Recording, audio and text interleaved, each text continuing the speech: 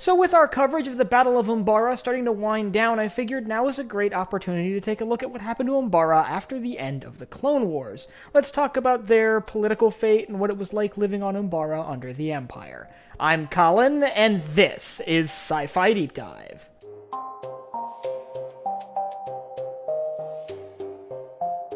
Remember, if you enjoyed this video, to head down below and hit that subscribe button. So we're all familiar with Umbara, particularly during the Battle of Umbara, which took place on the world during the Clone Wars, but obviously it has a history following the end of that battle, and today we're going to take a closer look at what happened to Umbara throughout the rest of the war and during the reign of the Empire. So, let's start with the end of the battle. The Battle of Umbara concluded with a Republic victory, the planet being pacified and put under Republic control. Now, for the remainder of the war, it did remain a hot spot, with various separatist groups flaring up on the surface of the world, and with even more animosity towards the Republic following their invasion. You see, if a planet is already kind of siding with the separatists against the Republic in general, an invasion and occupation isn't necessarily going to improve their opinion of the Republic, and as such, Republic forces on Umbara faced an insurgency through the remainder of the war. Not much is known about the Umbarans during this period of time, but it is known that during the later days of the war, particularly during the Outer Rim sieges, many Republic troops were withdrawn from Umbara to support Republic operations elsewhere in the galaxy, as Republic forces pushed deeper and deeper into Separatist-controlled space. This left Umbara with a relatively small clone garrison during the execution of Order 66 and the declaration of a new order that founded the Galactic Empire. With Umbara now under Imperial control, they became one of many worlds that would be classified as a Separatist holdout. Now, whether these rebellions were sort of rooted in Separatist ideals or were the birth of a new rebellion against what the Empire was becoming is not quite certain. However, we know that the Empire did frame this as Separatist remnants still continuing to fight on after the end of the Clone Wars. And as a result, for the first few years after the end of the Clone Wars, Umbara remained a war zone, with Imperial forces fighting Separatist remnant forces and Umbaran militias on the surface of the planet, and these militias were likely making use of large amounts of Separatist material. However, we know for sure that they were using things like vulture droids, which were left over from the battles that had been fought on Umbara during the war. However, the Empire was fairly quick to quash these rebellions, and with their focus being elsewhere in the galaxy, they never really incorporated Umbara fully into the Imperial system, allowing Umbara to remain somewhat independent. However, this would change as several crime leaders decided it would be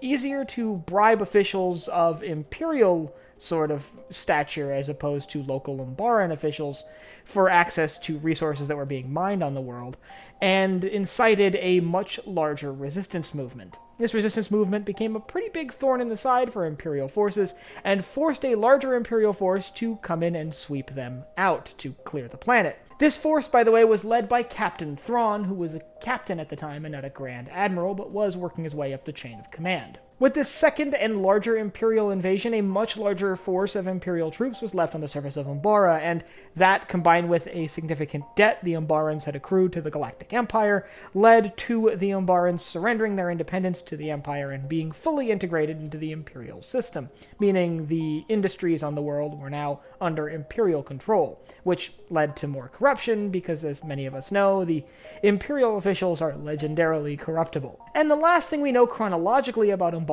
is during the later days of the Empire, a large deposit of dunium was discovered on the planet, which caught the eye of the Mining Guild, which swept in and quickly and sort of harshly took the land to build a mining operation to secure these resources, mostly to sell them to the Empire to supply their ever-growing construction projects for things like Death Stars and vast fleets of Star Destroyers. Like many worlds that played host to battles during the Clone Wars, Umbara's future after the war was rather bleak. And it really just is an example of what happened to a lot of worlds who sided with the Separatists during the war, following the rise of the Empire, this new galactic totalitarian regime that began clamping down on remnants of these Separatist forces across the galaxy, facing what would become known as Separatist holdouts. These are mostly organic, but occasionally droid forces that still held allegiance to the Separatists. And if you'd like to learn more about Separatist holdouts, I'll leave a link up here to a video I have on what remained of the Confederacy of Independent Systems